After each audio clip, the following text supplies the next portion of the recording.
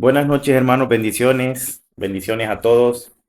Gracias por conectarse. Gracias por estar aquí. Sean bienvenidos. Espero que todos se encuentren bien, que su semana vaya bien, bendecida como es siempre la vida de los creyentes, ¿verdad? Entonces, vamos a comenzar este tiempo como cada martes, pidiendo la ayuda del Espíritu Santo, pidiendo siempre, ¿verdad? Que Él nos guíe hacia toda la verdad. Entonces, ahí en su casa lo invito a que usted se tome unos momentos y que pueda darle gracias al Señor. Padre, te damos gracias, Señor. Te bendecimos esta noche, Señor. Reconocemos tu presencia en esta reunión, Señor. Reconocemos al Espíritu Santo como el que preside. Le damos el lugar de honor al Espíritu de Dios. Pedimos la ayuda de tu Santo Espíritu, Señor. Pedimos que nos dé gracia y sabiduría para aprender la palabra, Señor. Estamos hablando sobre temas financieros, Señor. La Biblia dice que antes del oro y la plata es mejor adquirir sabiduría, y la sabiduría viene de Dios. El principio de la sabiduría es el temor de Dios. El temor de Dios es el principio de toda sabiduría, y la sabiduría es mucho más valiosa que el oro y que la plata.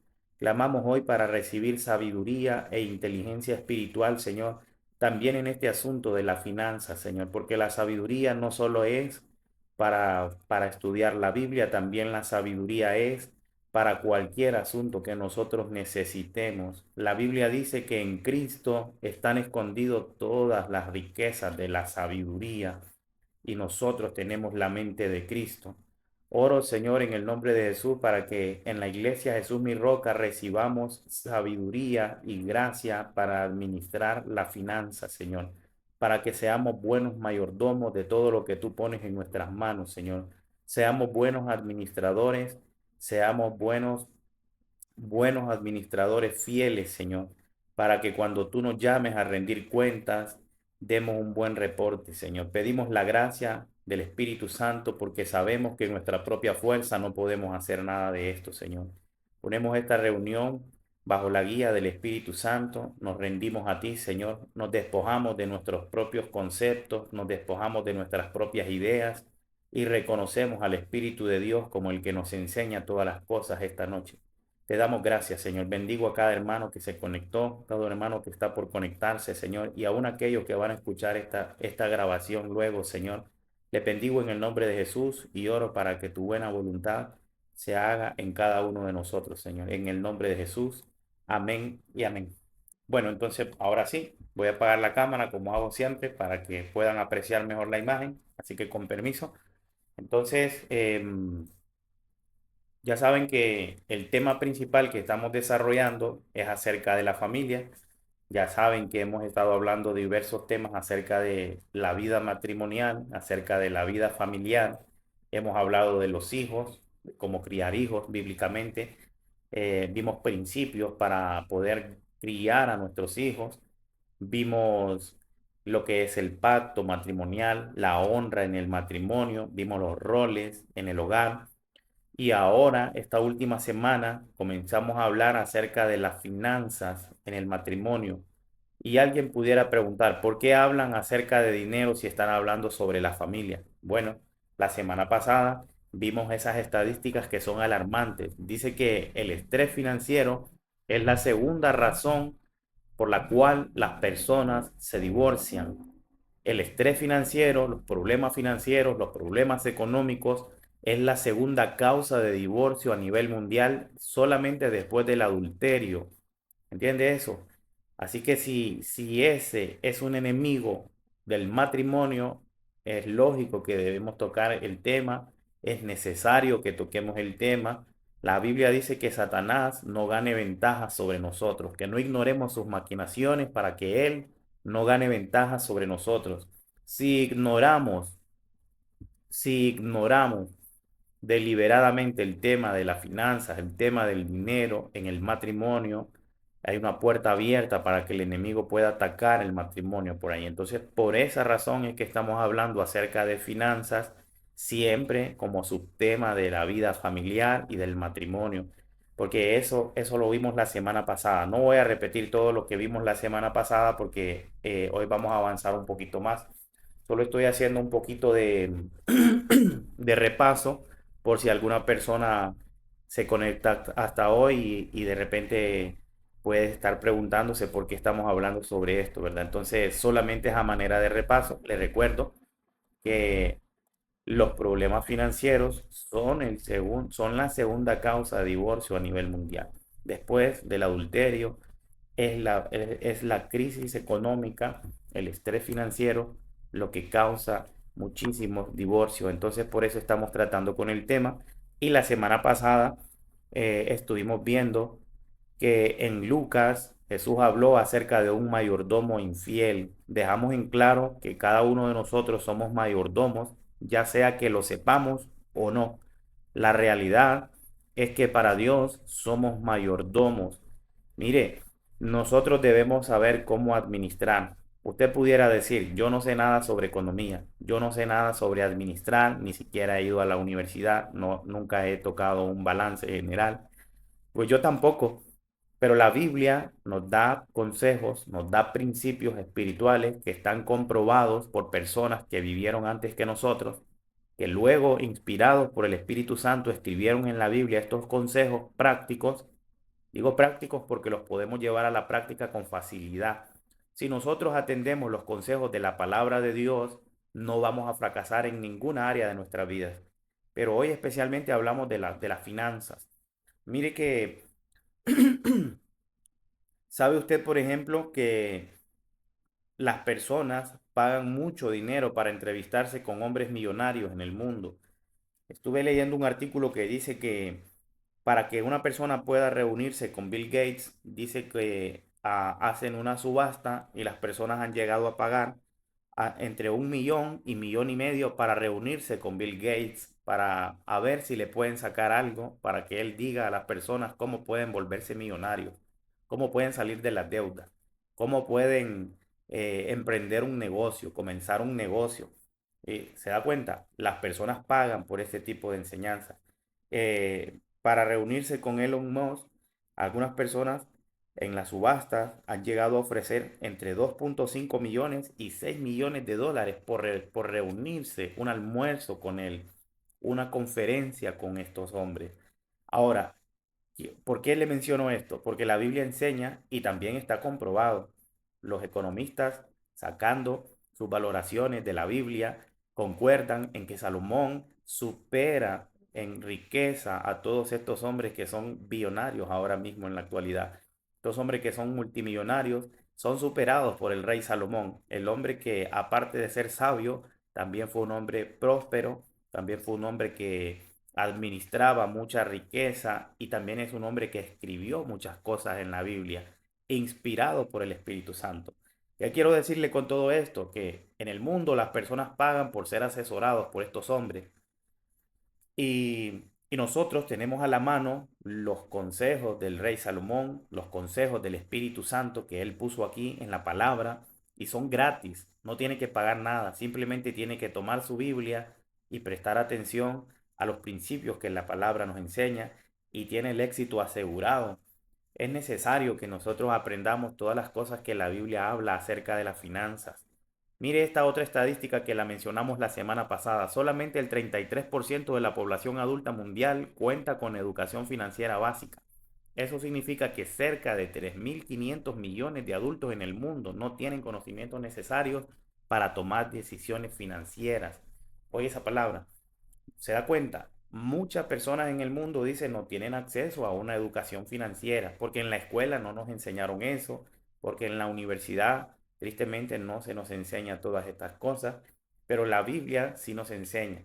Solo un pequeño porcentaje de la población mundial se capacita para saber administrar sus recursos. Todos tenemos recursos, todos tenemos cosas que administrar, todos tenemos dinero que administrar, de todo, porque Dios a todos nos dio algo para administrar.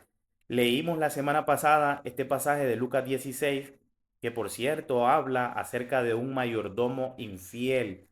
¿De dónde sacamos la palabra administración en la Biblia? Bueno, lo puede leer en 1 Corintios capítulo 12, creo que es en el verso 28, dice que hay personas que administran, hay mayordomos, hay personas que administran. Y usted pudiera decir, yo no tengo ese don. Bueno, no necesariamente tienes que tener el don, puedes aprender a administrar siguiendo los principios de la palabra. En este pasaje de Lucas 16, Jesús dice que este hombre era un mayordomo infiel, un administrador infiel. Dice que este administrador fue acusado de disipador de los bienes de su amo.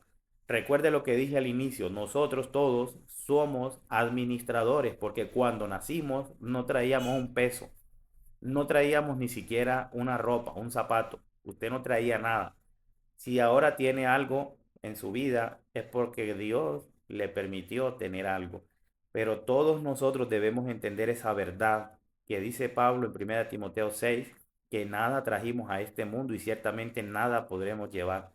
También el Salmo 24 dice que el cielo y la tierra y toda la plenitud de ella, todo lo que hay en ella es de Dios.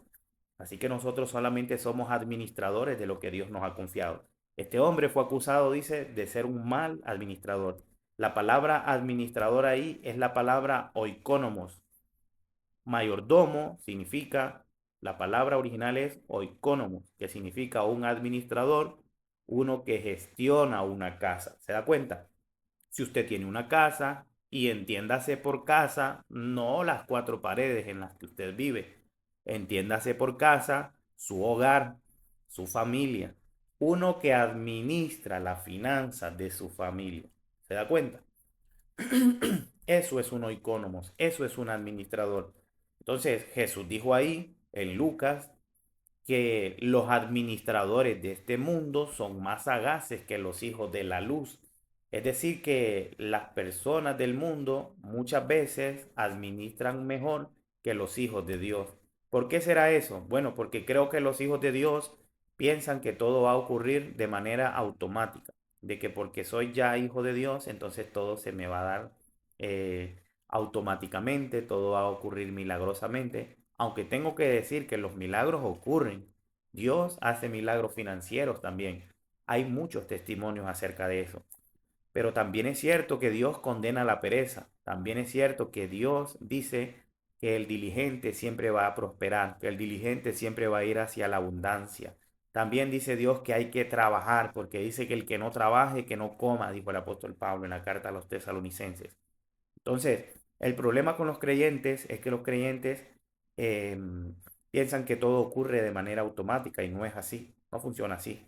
El Proverbio 22:2 dice que el rico y el pobre se encuentran, pero que a ambos los hizo Dios. ¿Qué quiere decir eso? Que Dios no dijo, voy a hacer a ciertas personas ricas y voy a hacer a ciertas personas pobres. No, Dios no dice eso. Dice que al rico y al pobre Dios lo hizo.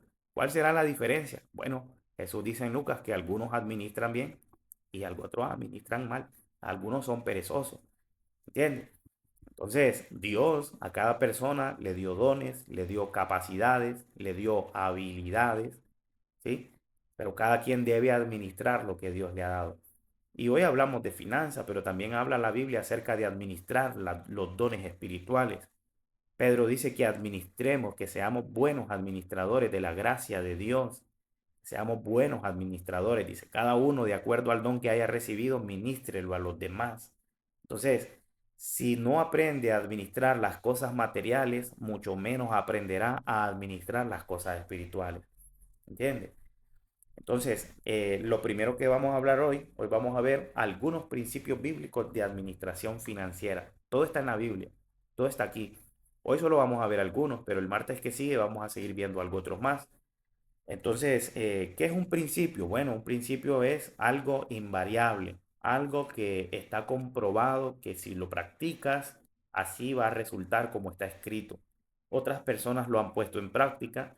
El Espíritu Santo se encargó de que se escribiera en la Biblia para que nosotros aprendiéramos y no sufriéramos los daños del estrés financiero. Entonces, un principio es algo que está ahí en la palabra de Dios. ¿Entiendes?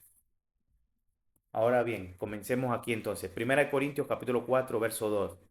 Ahora bien, dice, alguien que recibe el cargo de administrador debe ser fiel. En el contexto de este pasaje está hablando de los asuntos espirituales, pero este principio también aplica para las cosas materiales, aplica para todo. Dice que cada administrador debe ser hallado fiel. ¿Y qué significa ser hallado fiel? ¿Qué significa eso? Ya sabemos lo que significa ser un administrador. Un administrador, repito, es aquel que maneja los recursos de otra persona y lo debe hacer eficazmente. Es una persona que administra lo que se le confió, lo que su Señor le confió. Así que en ese sentido todos somos administradores porque el Señor nos ha confiado muchas cosas a nosotros. Entonces, pero dice que hay un requisito, los administradores deben ser fieles. ¿Y qué significa ser fiel? Bueno, significa ser confiable para Dios. Significa que Dios te puede confiar cosas, te puede confiar recursos. Esto lo dije la semana pasada. Si una persona recibe de Dios algo y no es capaz de poner lo que corresponde para Dios, ¿cómo espera recibir más si no es fiel en lo poco, como decía ya el pasaje de Lucas?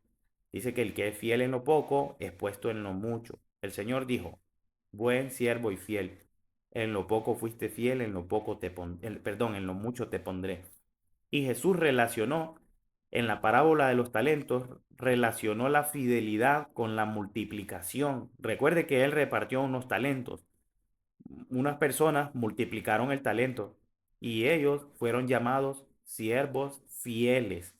Entonces quiero que note que Jesús relacionó la fidelidad con la multiplicación. Se espera entonces de los administradores que seamos multiplicadores, es decir, que administremos bien, de modo, de modo que no empobrezcamos, sino por el contrario, que tengamos para disfrutar nosotros mismos y que también tengamos para que la obra de Dios también sea impulsada. Recuerde que el Señor dijo, buscad primero el reino de Dios y su justicia, y todo lo demás vendrá por añadidura. Si usted dice, estoy impulsando el reino de Dios, pues hay que buscar el bien del reino de Dios, la justicia de Dios. Administrar bien es parte de esa justicia. Entonces, se requiere, dice, que el administrador sea fiel, es decir, confiable, una persona que multiplica y que no resta, no es un disipador como el administrador de Lucas allá, que dijo que aquel administrador fue acusado de ser un disipador. Un disipador es una persona derrochadora, una persona que desperdicia los recursos, que no cuida lo que se le dio, que no lo administra bien. Eso es un disipador. Entonces nosotros no debemos ser así. ¿Cuál es el primer principio entonces para administrar? Con este principio creo que todos estamos bien familiarizados. Es el principio de dar a Dios lo que es de Dios. Y no voy a tocar otros pasajes que hemos hablado en otras ocasiones porque usted está bien informado acerca de esto, de darle a Dios lo que es de Dios. Solamente lo voy a mencionar a manera de repaso, así que nadie se ponga nervioso porque no vamos a hablar solamente de eso hoy, sino que, porque mire, ve, la iglesia ya sabe qué es lo que tiene que hacer con el 10% de lo que le ingresa. Ya sabe que hay que diezmar, ofrendar es bueno, hay que hacerlo, las primicias, todo lo que hacemos para Dios, eso es bueno, eso hay que hacerlo. Esa es una parte. Eso es tratar con la esfera espiritual. Bien enseña la Biblia en el Antiguo Testamento de un espíritu llamado devorador y también enseña en el Nuevo Testamento de un espíritu llamado mamón, ambos relacionados con las finanzas. Sabemos eso, todos sabemos eso aquí. Entonces, todo lo que damos para Dios, lo que hacemos para Dios, trata con esa parte, con lo espiritual. Pero también hay una parte que se llama administración y poner el diezmo, repito, es bueno, debe hacerse, hay que hacerlo y hay bendición, mucha bendición ahí. eh, pero poner el diezmo no sustituye una mala administración. Usted entrega el 10%, por ejemplo, de su salario, ¿verdad? Que es su diezmo, ¿verdad? Pero todavía tiene un 90% en sus manos y ese 90% debe aprender a administrarlo para que luego no diga, no ande como una persona me dijo la otra vez. ¿Y qué hago el día? Me dijo que solo yo tenga para dar el diezmo y no me quede nada. Bueno, usted tiene que aprender a administrar, pensé, porque si uno administra bien sus finanzas, creo que difícilmente va a llegar a esa situación, ¿entiende? A menos de que esté en una prueba. pero eso es otra cosa. Pero siempre sí se debe aprender a administrar lo que nos queda, ¿entiendes? Pero bueno, el principio para una buena administración es tener bien en claro esto, que a Dios lo que es de Dios, como dijo el Señor. Miremos este pasaje, Deuteronomio capítulo 8, del verso 7 al 18. Voy a leerlo para usted de la traducción en lenguaje actual. Dice el verso 7. Miren, miren que Dios les está dando una tierra excelente, llena de arroyos, fuentes y manantiales que brotan de los valles y de las montañas. Esa tierra produce trigo, cebada, higos, uvas, ganados y aceitunas. Y hay también mucho aceite y mucha miel. Allí nunca les faltará nada de comer, ni nada que puedan necesitar. De sus montañas sacarán cobre y de sus piedras sacarán hierro. Pero una vez que hayan comido y queden satisfechos, no se olviden de dar gracias a Dios por tan excelente tierra. Verso 11. No se olviden de su Dios. Obedezcan todos sus mandamientos que en este día les doy. Es fácil olvidarse de Dios cuando todo marcha bien. Cuando uno está lleno y tiene de comer, cuando tiene una buena casa y mucho ganado, oro y plata, cuando la gente tiene más y más, se vuelve orgullosa y se olvida de Dios. Por eso, tengan cuidado. No se olviden de que Dios los sacó de Egipto, donde eran esclavos, y que los guió por un grande y terrible desierto lleno de serpientes venenosas y escorpiones, y que nada les pasó. No olviden cómo sacó agua de una roca, cómo se morían de sed y no tenían nada que beber.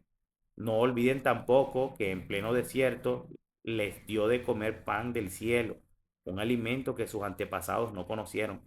Tengan presente que Dios les evitó todo, perdón, que Dios les envió todas esas pruebas para bien de ustedes. No se olviden, no olviden esto. Tal vez lleguen a pensar que todo lo que tienen y disfrutan lo han conseguido por su propio esfuerzo. Más bien deben recordar que fue Dios quien les dio todo eso y que lo hizo para cumplir su promesa a nuestros antepasados. En resumen, el pasaje dice que Dios, hablando de los israelitas, los sacó de la tierra de Egipto donde eran esclavos, donde eran maltratados, y los introdujo en una tierra de bendición, los introdujo en la prosperidad, en la bendición, porque todo esto que habla, que produce trigo, cebada, higos, uvas, ganado, aceitunas, todo eso habla de economía, todo eso habla de prosperidad, abundancia, bendición. Eso mismo ocurre con los hijos de Dios. Dios te saca del mundo, te sana las enfermedades, te saca los demonios, te sana tus recuerdos, te sana tus emociones, te sana tu cuerpo, te entrega dones del Espíritu, te bautiza con el Espíritu Santo, te hace un llamado, te entrega un ministerio, te da paz, te da gozo, te da tantas cosas, te hace habitar en familia para que no seas un desamparado. O sea, te hace tantos bienes el Señor. Y luego, cuando ya todo marcha bien, dice la gente, todo esto lo tengo porque yo he trabajado. Todo esto lo tengo porque yo soy inteligente. Todo esto lo tengo porque yo saqué tal carrera o porque saqué un posgrado, tengo un doctorado. No, la Biblia dice, no te olvides que fue Dios quien te dio todas esas cosas. Así que no te olvides de tu Dios cuando hayas prosperado. La versión Reina Valera dice que Dios es el que te da el poder para hacer las riquezas. Dios te da las capacidades, las habilidades, la salud para poder trabajar, la inteligencia, la sabiduría. Donde otros, donde otros fracasan, tú tienes éxito. Donde otros se les cierra una puerta, a ti se te abren dos, porque Dios está contigo. La Biblia dice que mayor es el que está en nosotros que el que está en el mundo, dice Primera de Juan 4:4.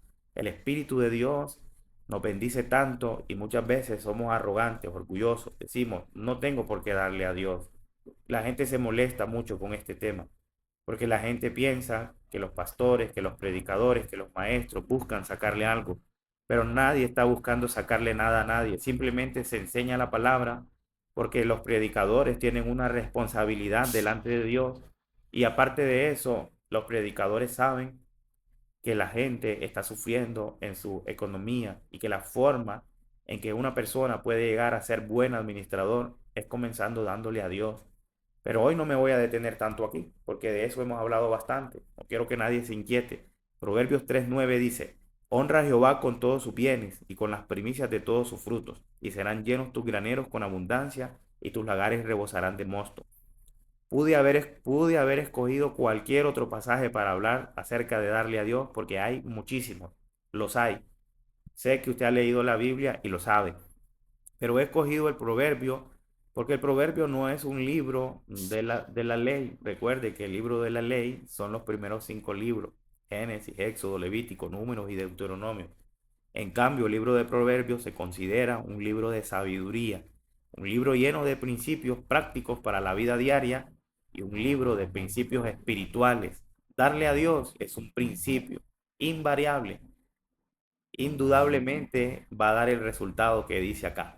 Dice, si honras al Señor con todos tus bienes, con las primicias de todos tus frutos, y note bien el énfasis en todos, lo digo así para que me entienda. Dice, serán llenos tus graneros con abundancia y tus lagares rebosarán de mosto. Eso habla de bendición, habla de abundancia. Entonces, darle a Dios es el principio para una buena administración. Considere eso y guárdelo en su corazón. Ahora, ¿qué más? O un principio más, hablando de la buena administración, tener un presupuesto. Y usted puede decir, ¿y de qué me sirve a mí tener un presupuesto? Bueno, es que tener un presupuesto te ayuda para no tomar decisiones a ciegas, financieramente hablando. Porque a veces la gente dice, voy a tomar esta deuda y Dios que me ayude, Dios me va a ayudar, por fe me voy a meter en esta situación. No, eso es una locura porque si usted no considera con anticipación sus gastos, si usted gasta desordenadamente, si gasta lo que aún no se ha ganado, porque eso es precisamente lo que uno hace, por ejemplo, con las tarjetas de crédito, gastar dinero que no es suyo, gastar dinero que todavía no ha ganado, ¿sí? Y ni siquiera va a tener que pagar lo que gastó, porque va a tener que pagar incluso un poco más. ¿Entiende? Entonces, un presupuesto pone orden en tus finanzas. Mire cómo dice el mismo Salomón, ese hombre del que empecé hablando, ese que dije que tuvo tanta riqueza como se podía tener y escribió estos consejos para nosotros. Dice verso 23, sé diligente en conocer el estado de tus ovejas. Usted dirá, yo no tengo ovejas. Bueno, pero aquí se está refiriendo a tu economía, a tus finanzas. En el tiempo de Salomón, las ovejas y los rebaños eran sinónimo de riqueza, porque eran una fuente de ingreso, daban leche, daban lana, perdón, se vendía el animalito, se podía comerciar, se podía intercambiar con estas cosas. Entonces, entienda que aquí está hablando acerca de poner en orden tus finanzas, que prestes atención cómo está tu situación económica. No puedes andar por ahí diciendo que todo está bien y resulta que el dinero no te alcanza, resulta que tienes muchas deudas, que no tienes paz, que no duermes bien, que quitas un préstamo para pagar otro préstamo, que te buscan los cobradores. ¿Entiendes? El desorden, el presupuesto sirve para evitar el desorden. Mucha gente cae en deudas porque no conoce su condición financiera. Entonces dice, sé diligente, es decir, préstale atención en conocer el estado de tus ovejas y mira con cuidado por tus rebaños, porque las riquezas no duran para siempre. Esa es otra verdad, es una verdad espiritual. Las riquezas son inciertas, dice Pablo. Perdón. Pablo dice que las riquezas son inciertas, ahora las tienes, mañana no las tienes. Recientemente conocí el caso de una persona que trabajó toda su vida en Estados Unidos y llegando a su vejez enfermó y tuvo que regresar para acá. Regresó y solo regresó y lamentablemente le vino una enfermedad que lo hizo gastar todos sus ahorros de toda su vida y finalmente murió. Me entristeció un poco todo ese caso porque pensé, ha trabajado tanto, tanto tiempo, sacrificó el no estar con su familia, se privó de muchas cosas y finalmente las riquezas no dejaron nada más. Porque Pablo dice, las riquezas son inciertas y otra vez aquí Salomón dice que no duran para siempre. Así que lo que tienes debes administrarlo bien, debes sacar el máximo provecho de lo que Dios te da y debes organizar. Presupuesto simplemente es orden. Eh, por ejemplo, cuando el Señor multiplicó los panes, dice que primero mandó que la gente se ordenara en grupos y luego hizo un milagro de multiplicación. ¿Se da cuenta? En el Génesis el Señor puso orden primero y luego hizo que creciera toda planta, toda fruta, todo árbol que daba frutos. El orden siempre trae fruto. El orden es siempre el lugar donde Dios trae bendición. La Biblia dice también que Dios es un Dios de orden y no es un Dios de confusión. Así que un presupuesto viene bien. Eh, Tomando las palabras de Salomón allá va, dice, pon atención a tus finanzas, mira cómo están tus cuentas, mira cuánto interés pagas en un préstamo que estás por agarrar. O si te metiste a una deuda y ni siquiera viste cuánto tenías que pagar de intereses, la gente no se fija en todas esas cosas. Mire qué más dice Lucas capítulo 14, verso 28 al 33. En la versión Reina Valera dice, porque, hablando el Señor Jesús dice, porque ¿quién de vosotros, queriendo edificar una torre, no se sienta primero y calcula los gastos a ver si tiene lo que necesita para acabarla? No sea que después que haya puesto el cimiento y no pueda acabarla, todos los que lo vean comiencen a hacer burla de él, diciendo, este hombre comenzó a edificar y no pudo acabar. O que rey, al marchar a la guerra contra otro rey, no se sienta primero y considera si puede hacer frente con 10.000 al que viene contra él con 20.000. Y si no puede, cuando el otro está todavía lejos, le envía una embajada y le pide condiciones de paz. Así pues, cualquiera de vosotros que no renuncia a todo lo que posee, no puede ser mi discípulo. Jesús está hablando acerca de lo que cuesta ser un discípulo del Señor.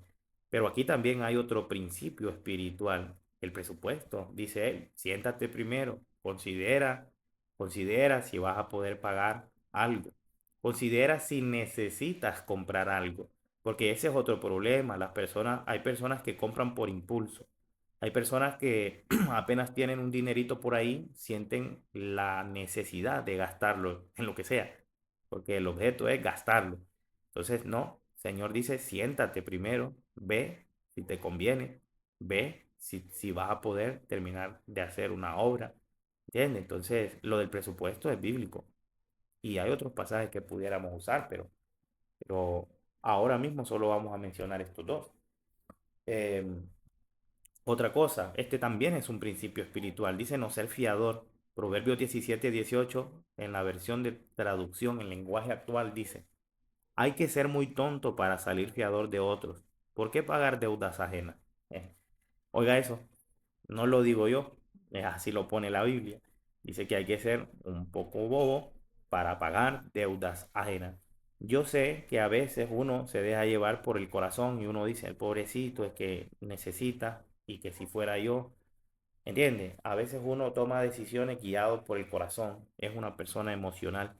Pero recuerde cuando hablamos acerca de la madurez espiritual, que en otras enseñanzas hablamos de madurez espiritual, dijimos que la persona madura es capaz de tomar decisiones por encima de sus emociones.